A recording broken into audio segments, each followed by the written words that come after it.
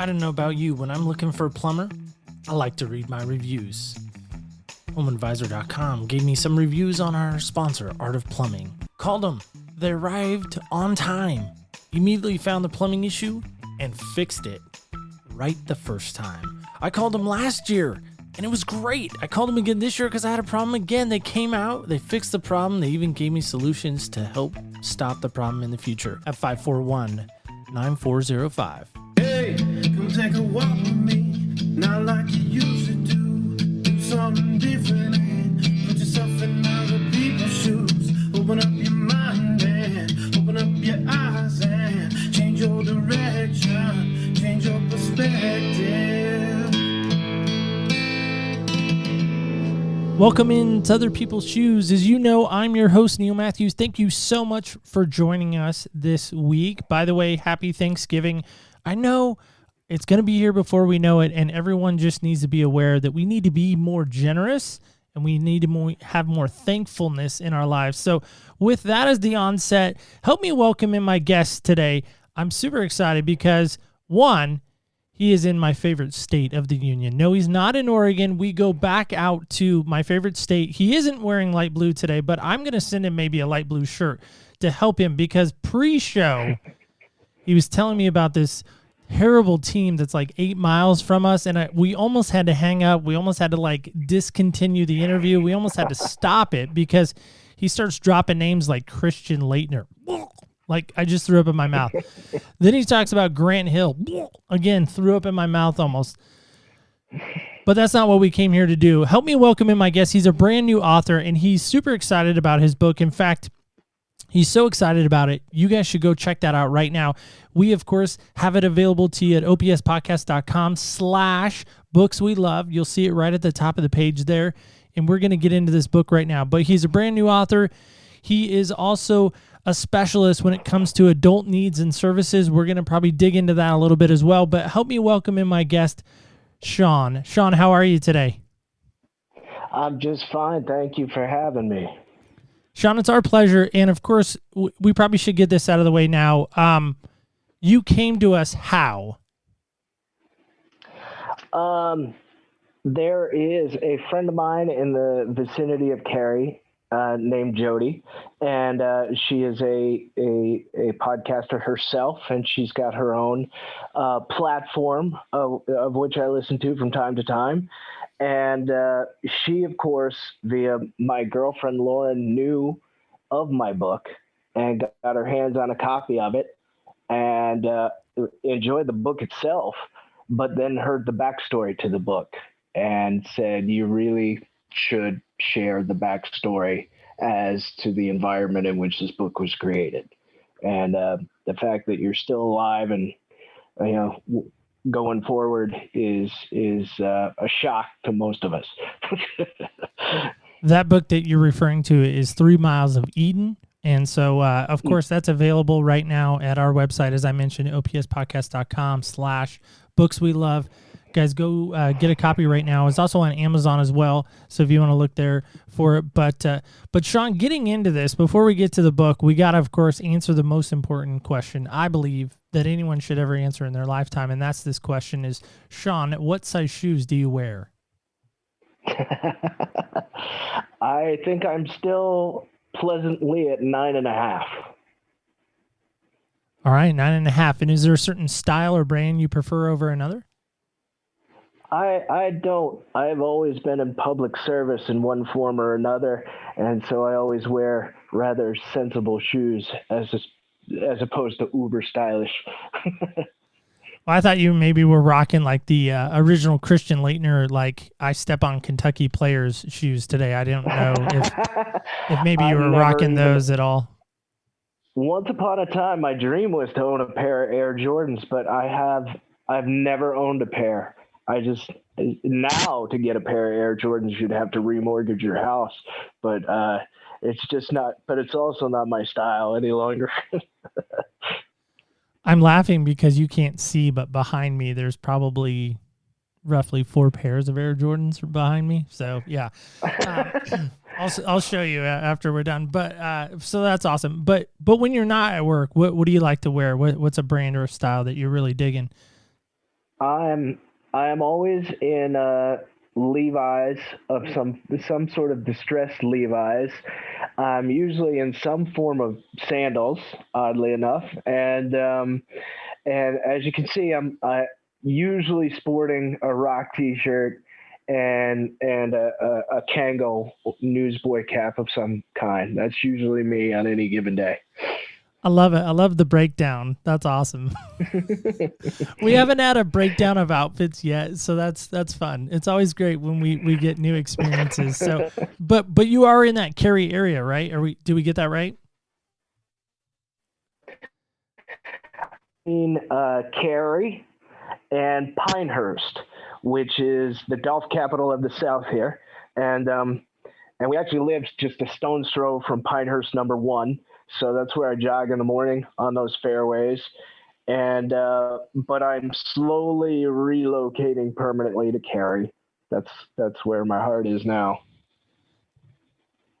Nice. That's fantastic. I love that. And so obviously we love the fact that Jody not only introduced us, but she kind of connected us, and I always like it when that happens. So Sean, getting into this, you have kind of an amazing, in my mind, an amazing what happened when, and that's this specific date in mind that happened to you. And you were really specific, and I love it that you got really kind of nitty gritty with us. You said Saturday, April 15th, 2017. Now, immediately people are going to think April 15th. Well, I know what he's going to talk about. He's going to talk about tax day. He's going to talk about the fact that maybe he didn't pay his taxes, and that's his what happened when. But it's more than the tax day. Obviously, we're joking when we say that. But something pretty dramatic happened to you. And can you walk us back through that day, if you wouldn't mind? Yeah, I believe that year it was Easter weekend as well, or we were dangerously close to Easter. And all I was worried about was sneaking the basket downstairs the next morning and putting the fake footprints out of the Easter Bunny and entertaining my daughter. She had come downstairs to sleep with me and my then wife. So I kind of got crowded out and went upstairs to a guest bedroom. And it was early in the morning. My then wife ran up the stairs with a tablet, and it was a social media post, Facebook. And there was a picture of my best friend via his younger brother, explaining that he was very sad to inform the world that his brother and hero had passed away. And this is a man that I talk to at least once a month, even though we lived on the West Coast, and when we were on the same coast, every week. I've known him since high school. He's the touchstone, one of the few remaining touchstones of my childhood, and probably an anchoring force in my world for years. And so my wife just kind of held it in front of me with this concerned look, wondering if it was some kind of hoax or joke or whatever, because he's a perfectly fit individual with no known ailment. And but he was overseas in Japan. And so I immediately began frantically calling his wife. I have no idea what the time. It was probably the wee hours of the morning in Japan or something, or in the middle of the night. And that didn't work. I called our inner circle of friends, my friend Chris Butler up in the New York, New Jersey area. He said, yes, he believes it's legit and whatever. So I just gave up and I called Joe's phone.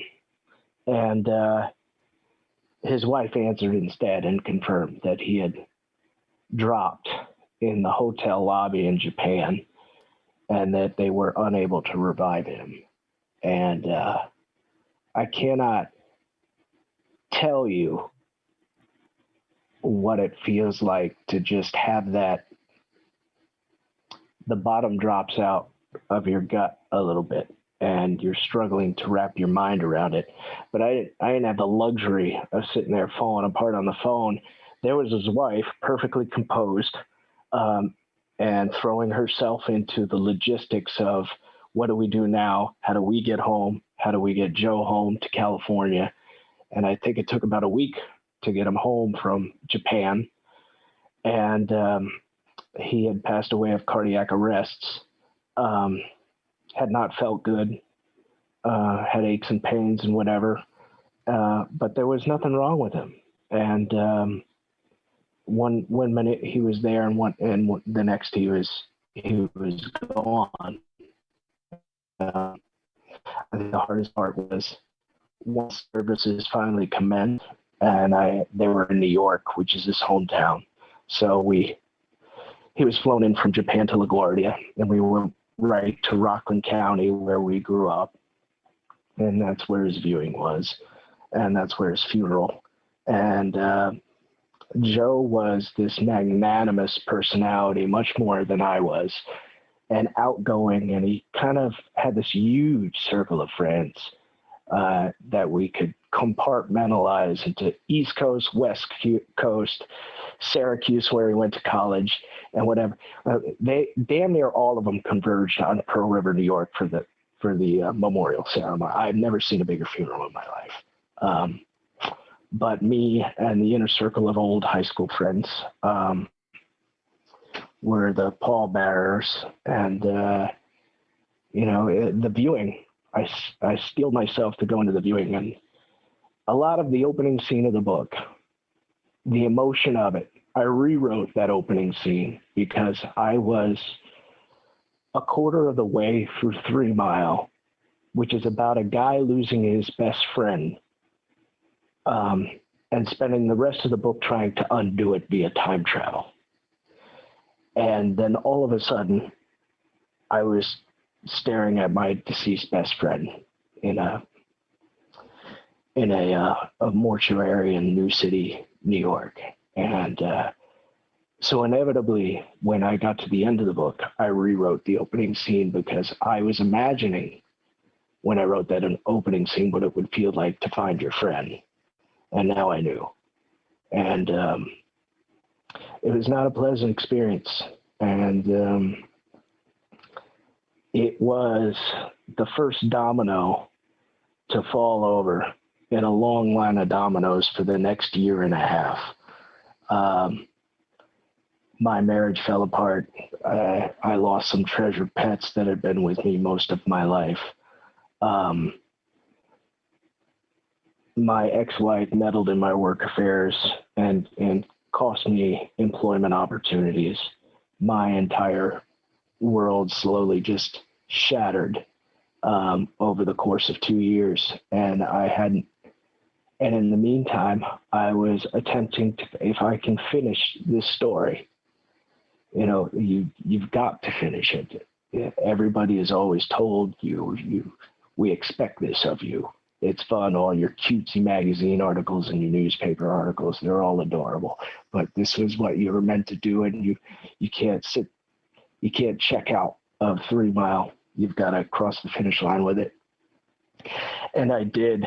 And when the reviews were as positive as they were, it was another step in the healing process. It really was, First off, Sean, thanks for sharing that. I know we've been doing this a little while now as far as like looking back at people's dates, but every time I hear someone's date and why they chose it, why it impacted them, I got to be honest, it hits me in a new way. So this gentleman that passed, he was obviously pretty important to you in a lot of respects. Did you ever get a chance to really say goodbye to him in any way? But I'm guessing because it was so sudden, you probably didn't. And if you maybe got a do-over on that, what do you think you would probably tell him and talk to him about right now? Well, the way I said goodbye is that on the end, the first birthday that came, he died in April, and he was a November birthday. I spent the next few months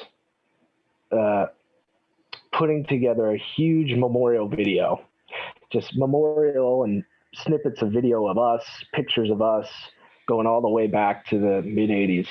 But then I opened it up to that giant circle of friends, and I gave them the parameters of what I wanted, and each of them dropped in either a video or an audio message of how they knew him, why they loved him, and what they wanted to say to his daughter. And it ended up being, when I finally put it all together and debuted it on Facebook, it ended up being like 45 minutes long. And there was just that many people who wanted to espouse and reminisce and that sort of thing. And many of them I knew, a lot of them I didn't. They were all from his various stages of life, but they all jumped all over it. That's the kind of guy he was. And in a way, that was my goodbye to him. One of the things that are in the video, I saved my last voice messages from him. And, one of them was just 2 weeks before he died. He called me on my birthday. And of course, I called him back and got him on my phone. But that turned out to be my last phone conversation with him. And to answer your question, if I had known, I don't have any real regrets. I always told him how much I cared about him, and he did the same. But I would have said it one more time, more blatantly, that I don't know what I would have done throughout the course of my life if you weren't in it, and I want you to know that. What do you think you learned about yourself during this process of not only saying goodbye to your friend, but then I know your book is kind of woven into this story as well. This real life story has been woven into this, non-real story, 3 Mile, right? It's I had the idea for it long before anything happened to Joe. And basically the premise is you've got a middle-aged author of some notoriety struggling to hold his life together. And my life, when I began this story, was okay. It wasn't great. My wife had a substance abuse problem and some other issues. And so in 3 Mile, I have the author's wife with a substance abuse issue. It's just a different kind of substance.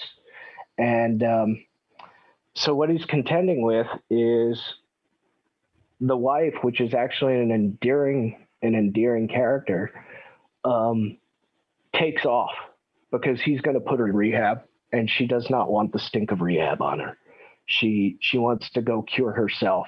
So she hits the road and tries to withdraw gradually from the opioids. And the problem is, though, she took the main character, Ray McCarthy's daughter, with her. She absconded with the daughter. And so Ray is desperately looking for his daughter. That's problem number one for Ray McCarthy. Problem number two is, rather than self-medicate with alcohol, which is what a lot of people do when their marriages go south, including myself, he was a good athlete. He had relocated from the north back to the south where he grew up, which I bet you do one day. As you get older, you're going to miss us, and you're going to come back, and you're going to want to see the sunshine again, which I hear does not occur that often in Oregon. So, come on back. We'll have you. He decides that he's going to take advantage of this beautiful place called Seven Lakes where he lives. And he's going to run around the Lake Sequoia, the big defining center of Seven Lakes. And it's 3 miles, Well, on the first day he resolves to get back into shape, he crosses the dam and finds his best beloved friend face down, deceased in the lake. And that's how the book opens, him finding his best friend deceased. So when you meet Ray, he already had problems, and they've only been compounded. And he does what we all do when we're knee deep in trouble and stress and barely clinging to life as we know it, we try to find one thing we can control, just one thing. If I can't find my daughter, I'm going to find out who killed my friend. And he doesn't even know where to begin. He's a writer. He's not a police officer. He's not a detective. An ensemble of characters reveal themselves to try to help him at least find his daughter. There's an endearing retired mafioso that Ray's Catholic priest hooks him up with from the old days in Brooklyn.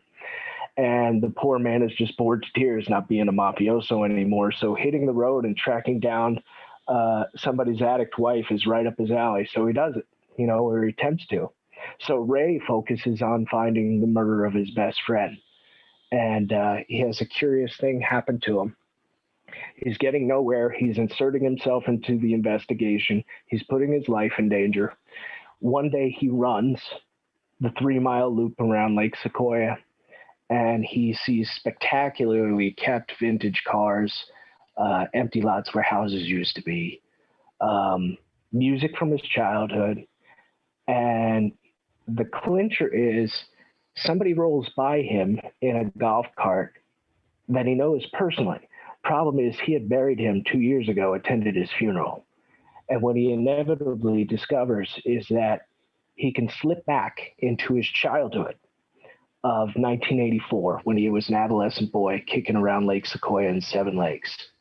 And 34 years in the past, he may be 12 years old, but so is his best friend, and he's alive. And he said, I don't know how I can use this, but I am going to use this to alter his fate. That sounds so intriguing to me. I think the challenge that I run into personally is, I think of that TV show that was on for a long time. I think it was an NBC TV show, the movie Heroes. You remember that one? I do. Yeah. So I remember that one. And so in that show, they time travel, and it got really confusing, but it sounds like you do a really good job of making it really easy for the reader to really follow the time frame and follow the timeline, and I think that's great that you're able, obviously, to do that, and so that's cool. So here's my question: what is one thing that you learned about yourself, not only through this writing process, but even through the death of your friend? Well, I realized I could do it. Not just write a novel, but write a really great one. And I was obsessed with continuity. I had calendars for 1984 and 2016 in front of me. They were just days apart in dates. I made sure I knew what the actual weather was. I made sure I did not contradict myself with my characters, their timelines, and their events. And what I realized was, if I can pull this all off, in spite of everything that was going on with my life, then I could conceivably do this for a living one day. And what I realized about myself is, for a while I was very strong. I put my ex out of the house and raised my daughter myself for about somewhere between 4 and 6 months. But inevitably she re-entered our lives, and she went on a very significant and visceral campaign that cost me a lot. And everybody has their limits. And what I learned was, you really have to reach out sooner rather than later when you know that your limits are approaching. And quite honestly, you, me, everybody knows when you're reaching your end. And a lot of us are either too prideful, too insecure, or too ashamed to say, help me. I don't have anything left, please help me get across the finish line and restart my life. And what I learned is there's no shame in doing that, and you need to do it sooner rather than later. Yeah, I think that is the challenge in life, right? Is we all, or I should say most of us, get just bombarded with stuff, whether it be work stuff, personal stuff, just life in general. I mean, life is just, it's awful. And especially right now, I mean, this year, obviously, I think everyone could raise their hand to say in some way they've been affected by, COVID-19, whether they've know someone who's gotten it or know somebody that's, work has been derailed, social life has been derailed. I mean, everything has been derailed. But I think it takes the few that can say, despite everything that's going on, I'm going to find a way to continue to push forward. Where do you think that inner drive for you to continue? You've said it a couple of times, to hit that finish line. Why do you think that was so important to you to finish? Well, when you have children, and I only have one and never even expected to have one. And she and I are particularly close. I think even her mother would acknowledge that she's a bit of a daddy's girl. And you do not have the luxury of laying down and quitting. When you have somebody counting on you that much and that loves you that much, you're due your time to piss and moan and cry and crawl and ball in a fetal position, whatever. But inevitably, you got to look yourself in the face and say, get up and find a way. I know there does not appear to be a way, but you're going to find a way because that little one requires you to. So you talk about finding that way again, in that when someone's counting on you, you kind of have to feel like, you know what, I just got to do this, right? I just got to find a way to continue to push through. And in that, it's a very powerful thing to be able to continue to persevere and continue to fight through all of the stuff, right? So can you think of something that you are 100% absolutely certain about yourself and maybe, or maybe in this world that you're absolutely certain about without a shadow of a doubt? That the one thing that I'm most certain about is that I'm a very good dad and I'm a very dedicated dad. And when this door closes on this world, if that's all I'm remembered for, and I think I will be, at least by my daughter and the people who love me, that it's all worth it. I didn't even intend to have this adventure. And it looks like I'm doing it and doing it well. And but nobody crawls out of holes like this without assistance. And one of the turning points for me was meeting my girlfriend, Lauren DiClemente, and who accepted, who saw who I was deep down, but accepted the fact that I was a train wreck, at the moment, but could see through all that and say, there's a really good person I love in here. And all you need is one person, but now I had two people, and that made all the difference. No, I think that's great especially when you have that person in your life that has been the cheerleader, that has been the encourager, that has been the person really spurring you on to great things. To me, there's nothing better in this life than to have that person, right? That can do that for you. After all the series of events that's happened, because I know, you talk about the dominoes started to fall. Not only did you lose a very good friend of yours, maybe even a best friend in some category, maybe, but you end up losing, your marriage. You end up kind of fighting for your daughter and the custody and everything that kind of comes with that. Sounds like you even lost your job along the way as well. Like, how does one, you being the one, how does one continue to get up, to continue to kind of, I would say, put your shoes on and continue to do what you need to do to be the best you can be? Because you talked about being, at the end of the day, you want to be the best dad you can. Why are those things so important to you? Mm-hmm. Well, one of the things, first of all, how did I do it? I watched a lot of Rocky movies growing up. But in addition to that, you do fall down, and you check out, and you realize that you're not present for the people who care most about you. And it's really a struggle with your life collapsing around your ears and anxiety about where's your next professional opportunity going to be, and you to be checked in. And what I decided to do was just lay low, stay out of the area, do not give anyone an opportunity to poke me with a stick or create some version of drama that I have to pay a lawyer to get out of. Stay away, throw yourself into something. Okay. The novel was finished. Let's get it published. You've been sitting on this novel. Let's get it published. Let's get it edited. Let's get it out there for people to see. Where's my next paycheck coming from?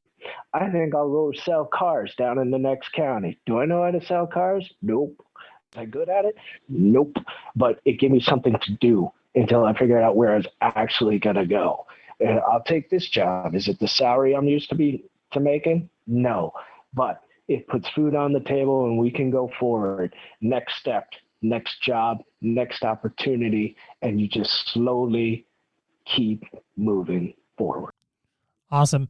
You got a lot of your inspiration from the Rocky movies. Is there a certain scene in Rocky in particular that you that maybe resonates with your personality and who you are? I always loved, I thought about this, from week to week.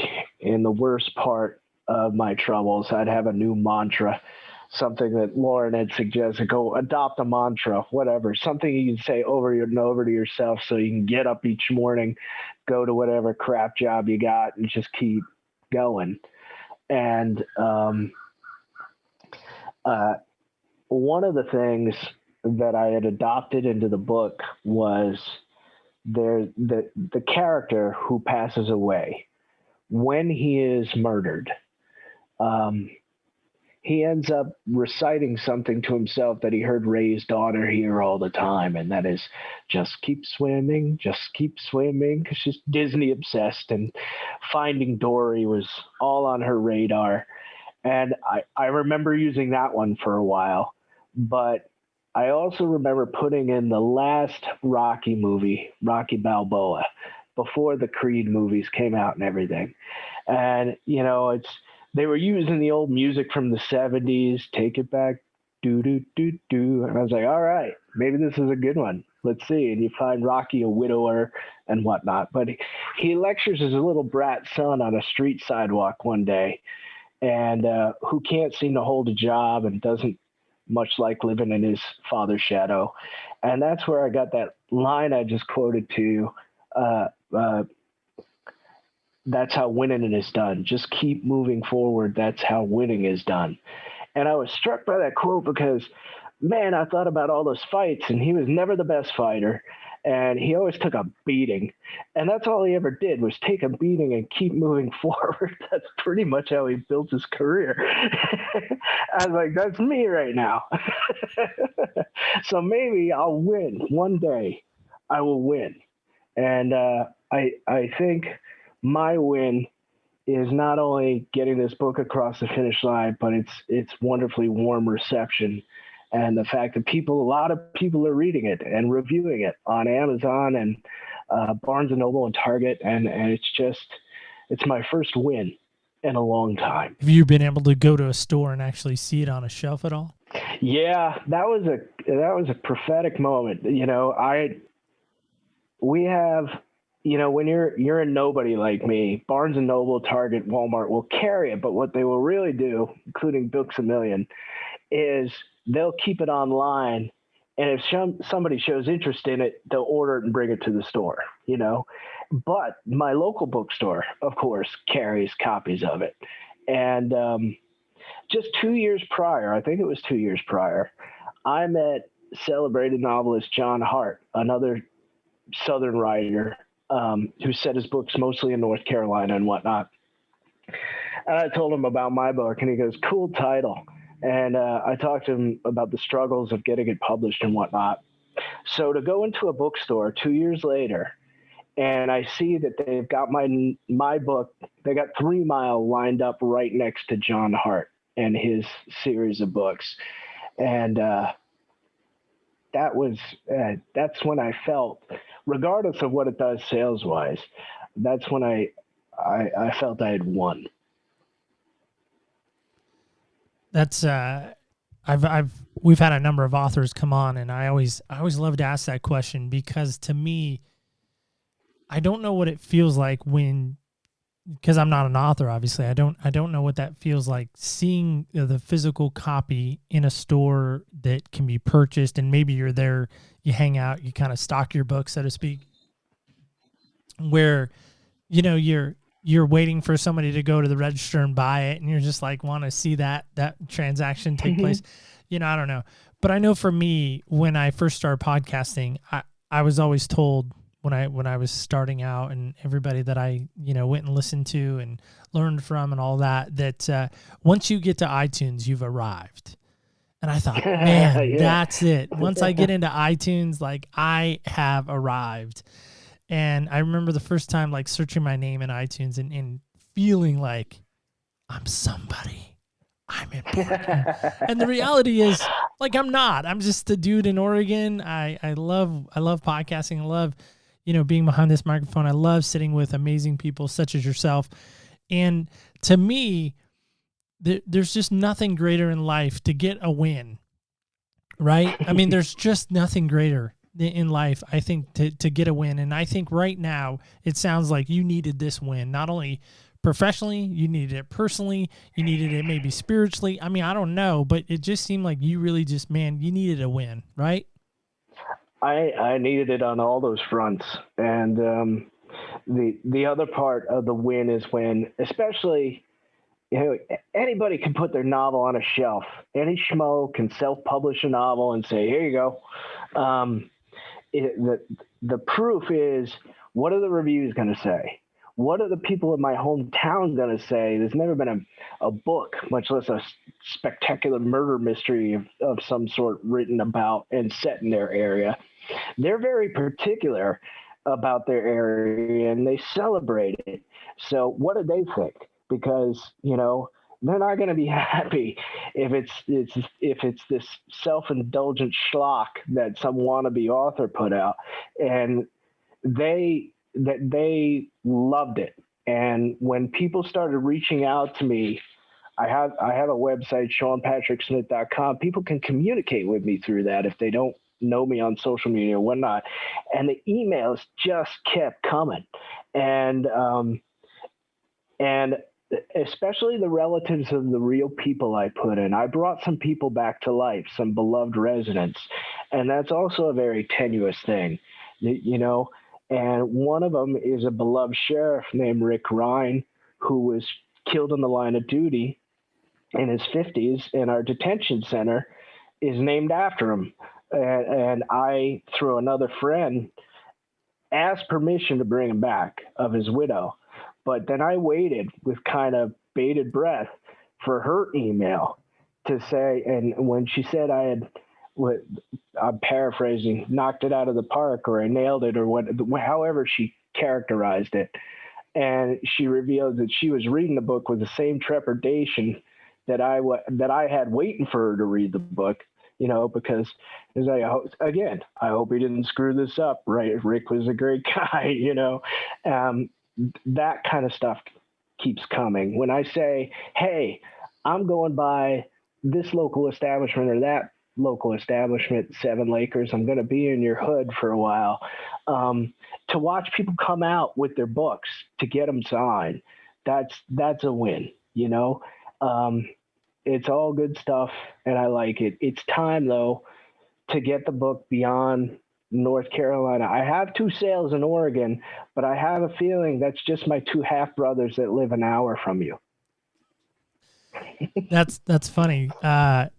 So I'm going to help you. We say Oregon, not Oregon. So I just want to help you. If you come out here, it's okay. I just want to help you. Everybody says it. You know, wrong. I seem to remember Oregon. I did a little time living with some relatives in Lake Oswego, and that was the first thing they informed me. But I've been gone a long time, so forgive me. You did great on the Lake Oswego. Most people mispronounce that too. That's a very affluent area in Portland. So there you go there. So getting into this, I love the fact that we have this on our questionnaire first off, because I never know what's going to happen. I never know what we're going to get, but we always ask this question on our questionnaire. Give us a quote or a statement or something that you love. And you gave this escalator quote. Do you know it by heart? Not by heart, but I know okay. it. All right. Well, I'm going to try. I'll try to work through it, and then you can correct me where I mess up. But you say an escalator can. Well, you didn't say this. Somebody else said this, but you're quoting this person. You say an escalator can never break. It can only become stairs. You should never see an escalator temporarily out of order sign. It's just an escalator, temporarily stairs. Sorry for the inconvenience. Sorry. Yeah. Why does that resonate with you so much?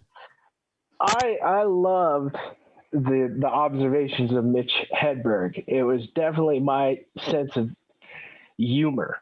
And that's one of my favorite quotes by him. I mean, there's a handful. I never did drugs, but his quotes about drug use are hilarious because unfortunately that's how he passed away. But he acknowledged, this is me, this is how I get down, and I have to have a sense of humor about it, even though it's not particularly good for me. I think the quote was, I used to do drugs, I still do, but I used to too. And it was just this oddball sense of humor that I adored. But particularly that quote, an escalator can only become stairs. Thank you. You're welcome for the convenience, or however it goes. It's just that, you know what? We invent a lot of problems. We really do. You don't have half the problems that you think you do. No, just roll with it. That's what that quote means. Roll with it. This is not a problem. Most of your perceived problems are not problems in the big scope of things. They're just not. Yeah, no, I when I read that, I actually read it a couple of times. I'm like, is it philosophical? Is it supposed to be comical? Like, I was struggling with the meaning, because I think personally, like, quotes can be taken so much out of context. Like, you read a quote and you're like, man, that's really inspiring. And then you read the rest of what they're actually saying. Maybe it's a speaker or a speech of some sort, or, I don't know, a book, a book line, somebody will take a line out of a book and you're like, huh, wow, that's powerful. And then you read it in context and you're like, huh, that is not what I thought that meant. Right. So anyway, yeah, I was trying to understand it. I'm not deep. I spent 2 years of my life looking for meaning in various things when things weren't going well, and I just finally arrived back at myself that the real person that just doesn't take anything too seriously, and rolls with most of what comes my way. So you talk about, I'm guessing during those times of your marriage ending and your friend dying, losing your job, I mean, those sound like some pretty kind of cornerstones of anyone's identity, especially your identity. How did you get through that? Did you find that you talked about just briefly, just moments ago, about coming kind of to the end of yourself. How, where did you get any kind of guidance along the way with that? Well, you do a lot of things that people do when you're down there. You throw yourself into something to keep you occupied and focused.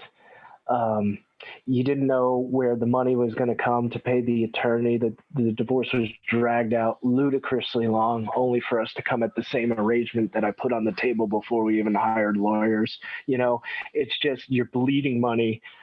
You don't know what the future holds for you and your little girl and anything. Of course, you start to reconnect with your faith. I describe Ray in 3 Mile as a lapsed Catholic. I use saltier language than that, but that's pretty me. I'm not a lapsed Catholic. I'm a really bad one. My church attendance is suspect, and but my praying is not suspect, and my belief is not suspect.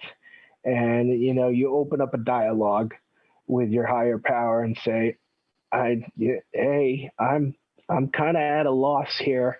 I'm pretty sure you got a plan because a few good things have happened. But if you could just give me a glimpse of the end game, that'd be great, and you never do get a glimpse of the end. That's the essence of faith. You're supposed to roll on without a glimpse of the end game, and that's what I do. But imagine though, just for a second, I'm gonna walk down that road with you. If somehow we could, or somehow you could get a glimpse of the impact that this book makes, not only the impact that it could make on somebody personally, but that it could make in the direction of someone's life, like what do you hope someone takes away from it after reading it? I know it's just it's a make-believe story. I mean, the characters, you use some real life people or some past life people. You use real areas that, I could drive to if I was in Carolina. I would go to Chapel Hill first, and then I'd come down to Cary. My question is do you want someone to take away from this book? Well, I saw a review once that said it makes you believe in friendship to the end. And I think the line before that is, this book will make you cheer and break your heart. But the part that struck me was that it makes you believe in friendship to the end. And those friendships do exist. And everybody has one. And maybe they let it go, and maybe they don't connect to it as much, but it's there. And you don't discount it, and don't let it waste away. Because, these people, you get into your mid to late 40s like I am now, and they start leaving you, and it's step one, I think, to the end of life process for you personally. You're going to start to lose people along the way. Maybe step two. Step one is your older relatives that you care for the most. They go. And then really it's a nice peaceful time with the anomaly of some of your friends starting to go, ailments in your mid 40s and midlife and things like that. And the step after that, you lose your parents, and things like that. And there's very little time. And this story focuses on a triumvirate of friends. Ray has Rob Irwin, who is tragically killed, and Arden Miller, who is based on a real person, who this book, writing it, inspired me to go track him down and reconnect with him. He doesn't know where Arden is, and he regrets it profusely, especially when Rob dies. These are my guys, and I haven't seen one of them in years, but I knew if they showed up tomorrow, they'd still be my guys. We'd be 12 years old again. And instead of, Kool-Aid, we'd be drinking beer and whatever. And we'd be the same people, right? Riding around on motorcycles instead of bikes or whatever, but we'd be the same kids. And I have friends like that. But one of the ironies is we all have people like that, and we don't hold on to them. A lot of us don't. And the irony is that it's so easy now to go track them down. It is. We're so connected digitally, social media wise, what have you. And yet we don't do it. And I think one of the reasons we don't do it is it's so damn easy. We figure we'll get around to it when we get around to it. And then, oops, somebody dies. Don't waste any time. I hadn't talked to my half brother since the 1970s. And we found each other via social media. Turns out one of them is in Statesville, North Carolina. And I tracked him down via LinkedIn. And I didn't know what I was going to say. And I just found his company and called up and asked for him. He had changed his name, and he got on the phone and he sounded exactly like my dad, which kind of creeped me out. But once I got past that, we had this full-on conversation like we've known each other our whole lives. And why did it take me so long to do that? Why you know did it take them to track me down on social media, my other two app brothers in Oregon, and now we share the occasional phone call and social media exchange and whatnot. And why wait? We're not getting any younger.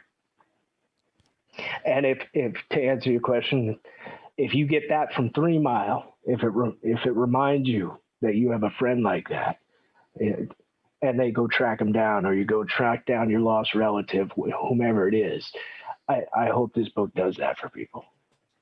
No, I think that's great. And I think, to me, there's nothing greater in life than connecting with people and really making that impact that could last a lifetime. And I think too many times we wait. We let a disappointment, we let a divorce, we let a whatever, a disagreement. I know I already said that, but to me, we let things get in the way of really truly being able to connect with people. And to me, I just hope that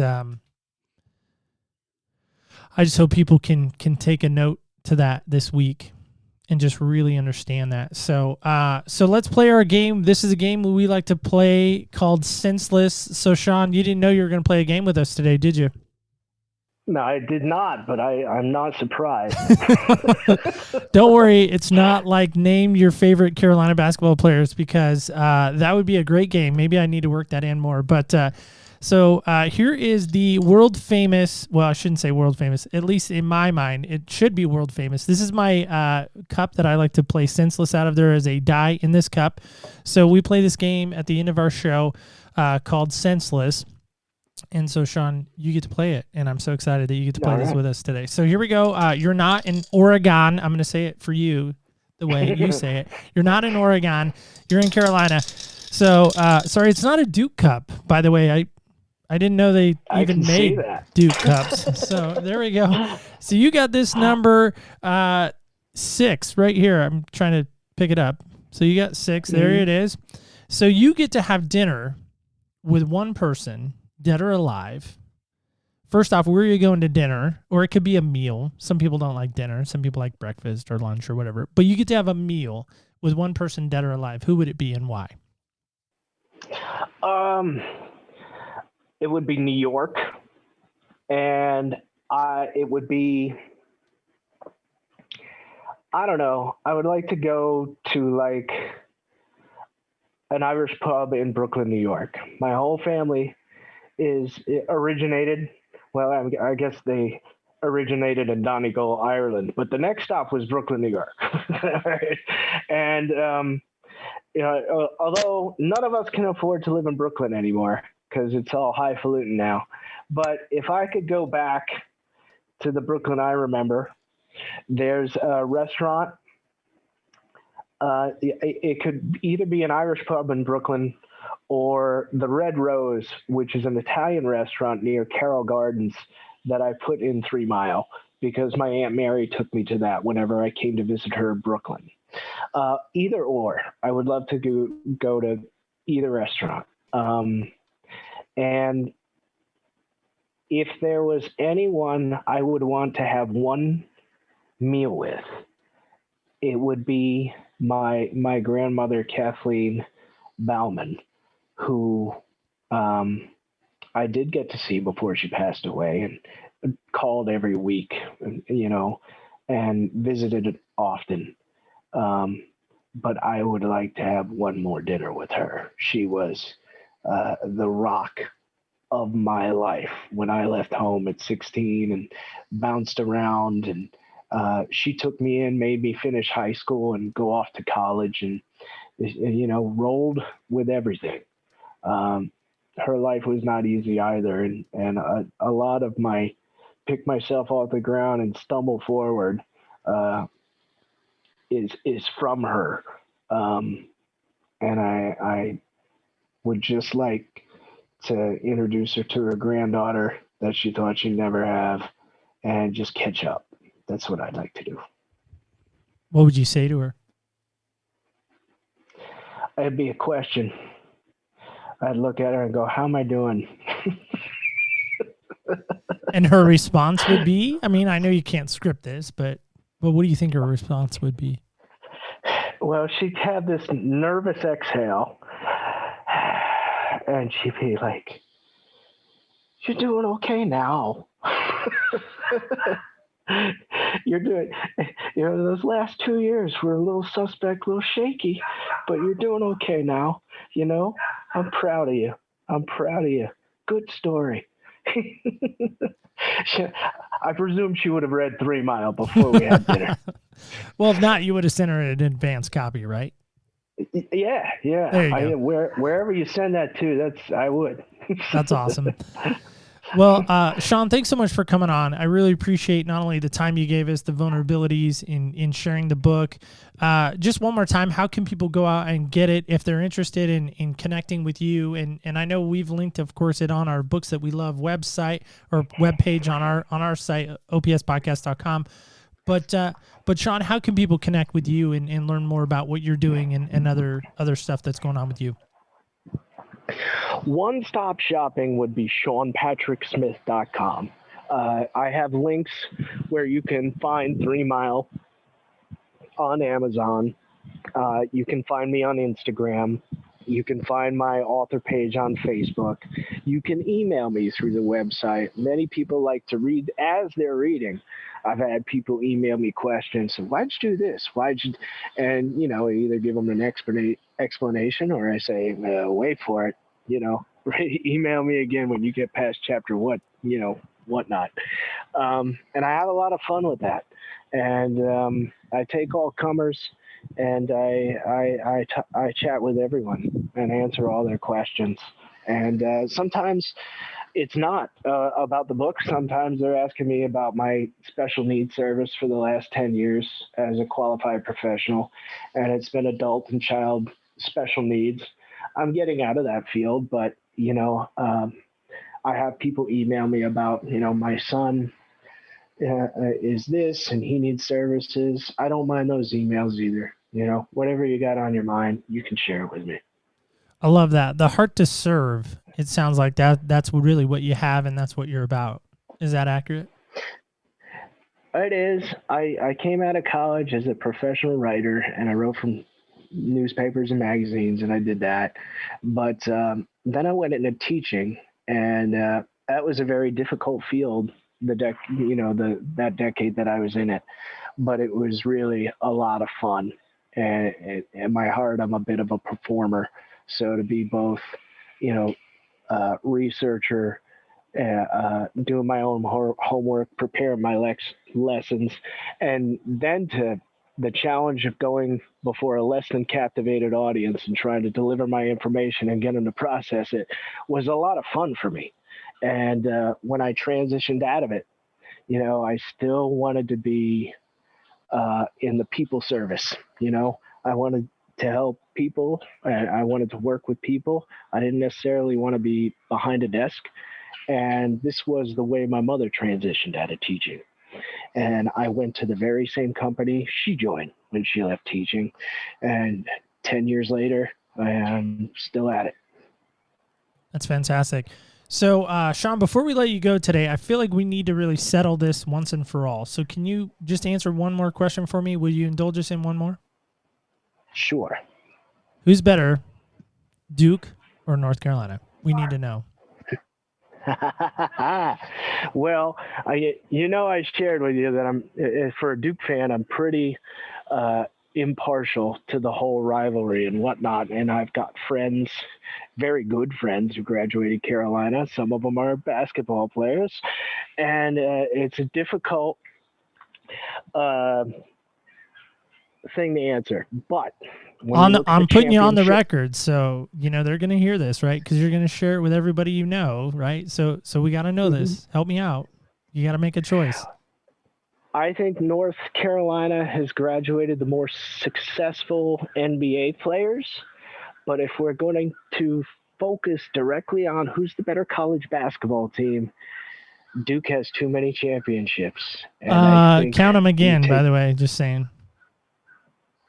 It's got to be close. It's got to be I think close. Carolina has 8. I could be wrong, but I should know this, right? I should know this just off the top of my head without Googling. But anyway, I think I got to go with my old pals at Duke. It's really a tough call, but I think you could go tit for tat all day on who won the most games, who's got the most championships, who's got the better pros. But my heart's always going to be in Durham. But I'll never cast aspersions at Chapel Hill. Carolina has 6 national championships. So there you go. Okay. So anyway, we'll just leave it at that. You will forever have Michael Jordan. So we you will. might win. Yeah, he turned you guys down. I'm saying you guys now. I'm putting you in that category of Duke. So he turned you guys down. So Sean, thanks so much for coming on. Thanks for letting us not only talk some hoops, but which is always fun for me. But of course, more importantly, we talked about your book, and I loved just today as we close out today, guys. I just want to remind you of this: is Sean was talking about that idea of connecting. Can I ask you a question before we go? You, the listener. When's the last time you really connected with somebody? And I don't mean just like a little text or like an email or maybe a voicemail, but I mean, when is the last time you really got down and dirty and connected with them, got on their level, and really got to know them on a more intimate level? If you haven't done that, can I challenge you this week to go and do that? Can I challenge you this week to really sit down and really ask yourself, who in my life have I not really poured into, and who in my life do I need to take some moments to pour into, to make them more of the priority? That's my challenge to you this week. Guys, I hope you take me up on that and really let us know. Let us know either on social media or let us know through our website. You, of course, can now leave a voicemail straight from our website. So we, of course, would love to hear from you on this challenge and if you've taken it on and what the results of that has happened. So guys, just remember this: when you walk in other people's shoes, you really do get a different perspective on life. On behalf of myself, Neil Matthews, thanks so much for listening. And guys, stay tuned till next week when we walk in other people's shoes.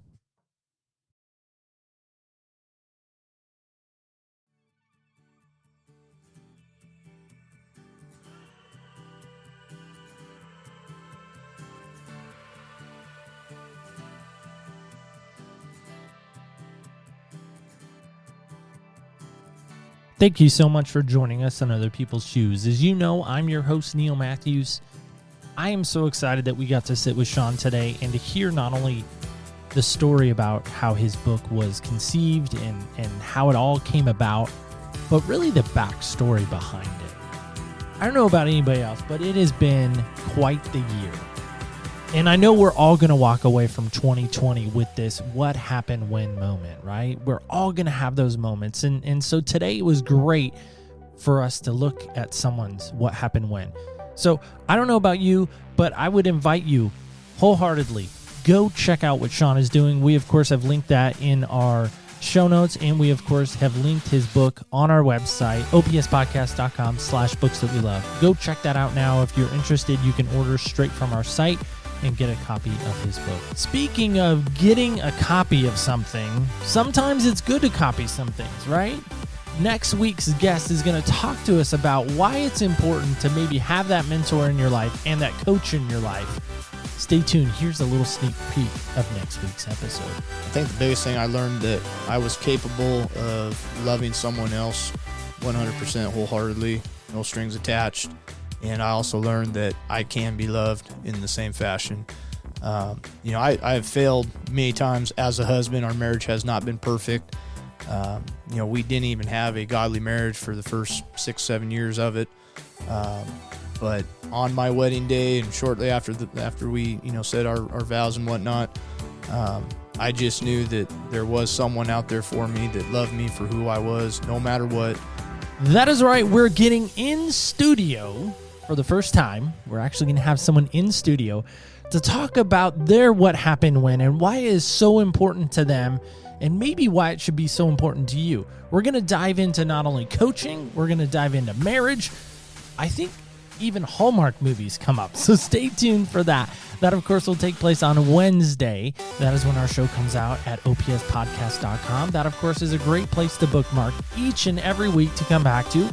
Or if you want, while you're at opspodcast.com, you, of course, can subscribe to your favorite podcast platform of choice, whether that be Apple Podcasts, Spotify, Stitcher, any of those amazing places that you can listen to. And, of course, it'll come to your device, and you can just click on it from there and play it. Want to also call your attention to the fact that we are in the month of Thanksgiving, and we are super excited, and we are hope that you are walking in a spirit of gratitude, and we are hoping that you can challenge yourself this week to find a way to be gracious to somebody. And if you can do that, will you let us know? You can, of course, send us an email straight from our connections page at opspodcast.com, or you can leave us a voicemail as well.